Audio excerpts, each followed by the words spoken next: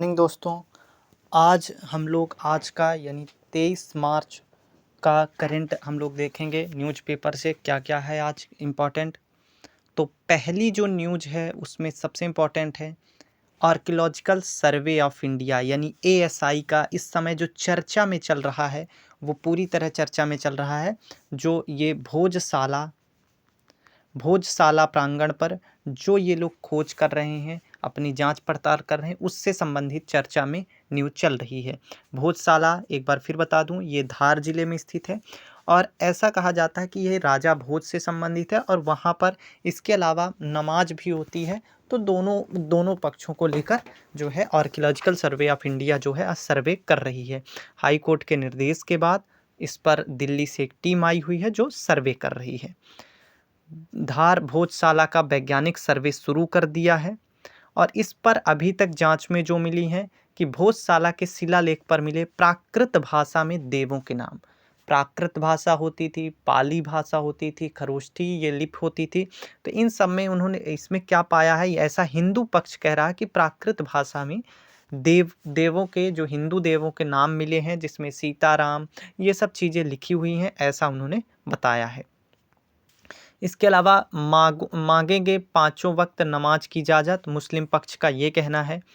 और इसमें ये देखिए शिलालेख में इन्होंने बताया कि प्राकृत भाषा में ओम नमः शिवाय, श्री गणेशाय नमः, सीताराम लिखा है। इसके अलावा इसके कमरे में जो है प्रतीक चिन्ह और खुदाई के मिली मूर्तियाँ मिली हैं, खंभे और दीवार स्तंभ भी इसमें पाए गए हैं। तो ये था जो भोजशाला है जिस पर सर्वे अभी चल रहा है। इसके अलावा दूसरी न्यूज़ है, रूस के शॉपिंग मॉल में आतंकी हमला, 140 ढेर हुए। ठीक है, इतना इम्पोर्टेंट नहीं है। इसके अलावा आईपीएल से संबंधित जो है सीएसके ने 6 विकेट से जीता ओपनिंग मैच, आरसीबी को 21वीं बार हराया। तो ये सीएसके ने चेन्नई में हुआ था मैच आईपीएल के 17वें सीजन का, ध्यान में रखिएगा ये 17वां सीजन आईपीएल का चल रहा है, जिसमें पहला मैच सीएसके और आरसीबी के बीच हुआ। सीएसके के नए कप्तान जो बनाए गए हैं वो ऋतुराज गायकवाड़ बना दिए गए हैं, तो उनकी कप्तानी में मैच खेला गया था और इस पर क्या हुआ जो है सीएसके जीत चुकी है। तो ये इम्पोर्टेंट न्यूज़ है। ब्रिटेन ठीक है, अयोध्या रामनवमी को रामलला के ललाट पर सूट किरणों का अभिषेक नहीं, अयोध्या में ये सब न्यूज़ ठीक है। राम मंदिर ध्यान में रखिएगा, नागर शैली में निर्मित मंदिर है, ठीक है। और जो है ये बिहार में सुपौल में देश के सबसे लंबे निर्माणाधीन सड़क पुल, ठीक है, इतना इम्पोर्टेंट नहीं। 2G स्पेक्ट्रम घोटाला मामले में फिर से सीबीआई ने अपील की है कि जो लोग बरी हो गए थे जैसे के राजा लोग, उनके खिलाफ फिर जो है कार्रवाई शुरू करने की इजाज़त दी जाए और ऐसा हाई कोर्ट ने दे दिया है ऑर्डर। इसके अलावा टिफ़िन के बजाय अब इसमें ज़्यादा इम्पोर्टेंट न्यूज़ नहीं है। अब चलते हैं आगे। अंतर्राष्ट्रीय वन दिवस कब मनाया गया, इस साल का विषय क्या थी? तो 21 मार्च को अंतर्राष्ट्रीय वानिकी दिवस, हालांकि ये कल की न्यूज़ है, इसमें आज फिर आया, फिर भी हम लोगों ने देखा था 21 मार्च को अंतर्राष्ट्रीय वानिकी दिवस मनाया जाता है। और इसकी जो वो थी विषय था वन और नवाचार और बेहतर दुनिया के लिए समाधान, जो है इसका क्या था, इसकी विषय बनाई गई थी। 21 मार्च विश्व वानिकी दिवस भी मनाया जाता है। इसके अलावा इसमें ज़्यादा इम्पोर्टेंट न्यूज़ इस आज नहीं निकली है, फिर भी देखते हैं यदि कुछ न्यूज़ हो। इसमें इम्पोर्टेंट ये है आज कि राजगुरु सुखदेव भगत सिंह को आज ही के दिन लाहौर षड्यंत्र केस में लाहौर जेल में, सेंट्रल जेल में इन्हें फांसी दी गई थी। तो एक इम्पॉर्टेंट न्यूज़ है ये, लाहौर जेल में इन्हें फांसी दी गई थी आज ही के दिन, मार्च 1931, 23 मार्च 1931 को।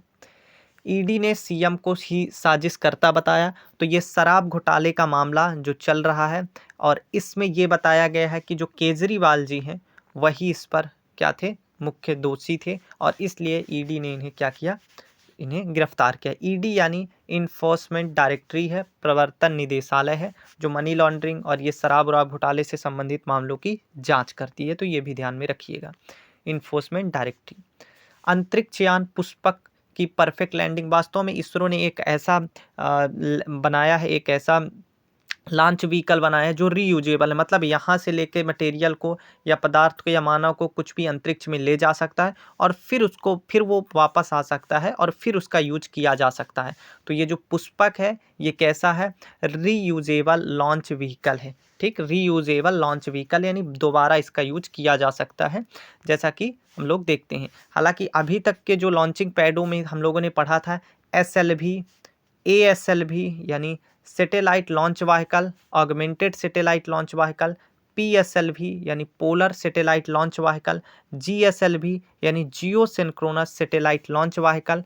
अब आ चुका है RSLV यानी रीयूजेबल सैटेलाइट लॉन्च व्हीकल। तो RSLV में जो आ चुका है वो पुष्पक आ चुका है, जिस पर इसरो ने हाल ही में बेंगलुरु में क्या किया, परफेक्ट लैंडिंग की है।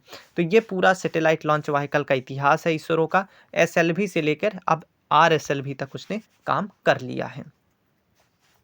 इसके अलावा आगे की न्यूज पर देखते हैं तो विधानसभा चुनाव का 55 करोड़ का पेमेंट, इसमें इतना इंपॉर्टेंट नहीं है। ठीक है, यूपी मदरसा 2 लाख मदरसा एक्ट असंवैधानिक, इस पर लेकर है।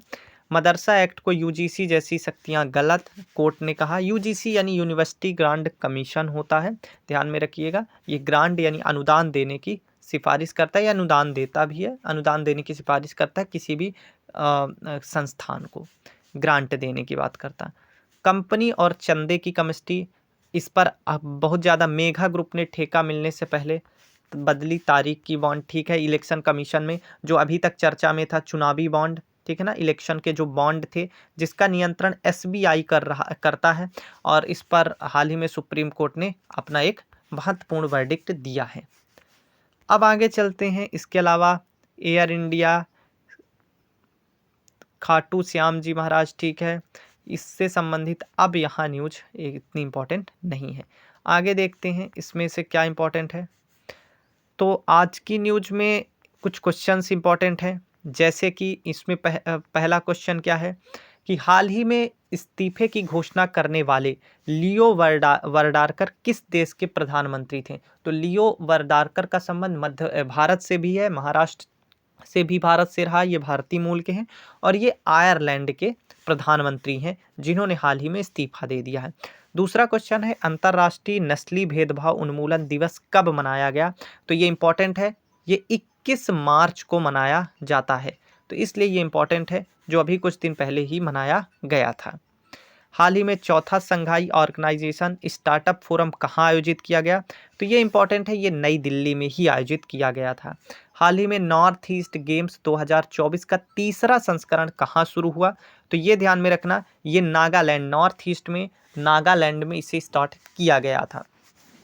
सरकार ने किस देश के कास्ट एल्यूमिनियम अलॉय व्हील्स पर एंटी डोपिंग शुल्क लगाने का निर्णय किया है। तो ये इंपॉर्टेंट है, ये सरकार ने चीन के साथ ऐसा किया है। तो इस प्रकार ये क्वेश्चंस यहाँ देखे जा सकते हैं।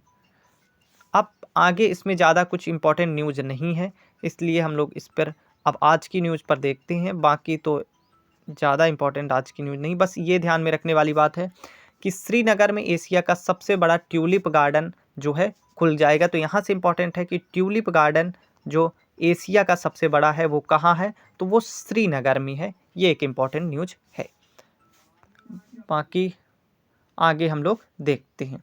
ठीक, तो इसमें कुछ इम्पॉर्टेंट अब न्यूज़ नहीं है। अब इसके अलावा AI के खतरे में निपटेंगे हाई टेक टूल्स। ठीक है, AI आर्टिफिशियल इंटेलिजेंस से संबंधित है। देश में 4.4 करोड़ मामले लंबित हैं, जिसमें 75 लाख। ठीक है, हाँ, एक इम्पॉर्टेंट न्यूज यहाँ है, PM को भूटान का सर्वोच्च सम्मान। तो भूटान यात्रा पर है प्रधानमंत्री मोदी, और उन्हें भूटान का सर्वोच्च सम्मान जो है दिया गया है।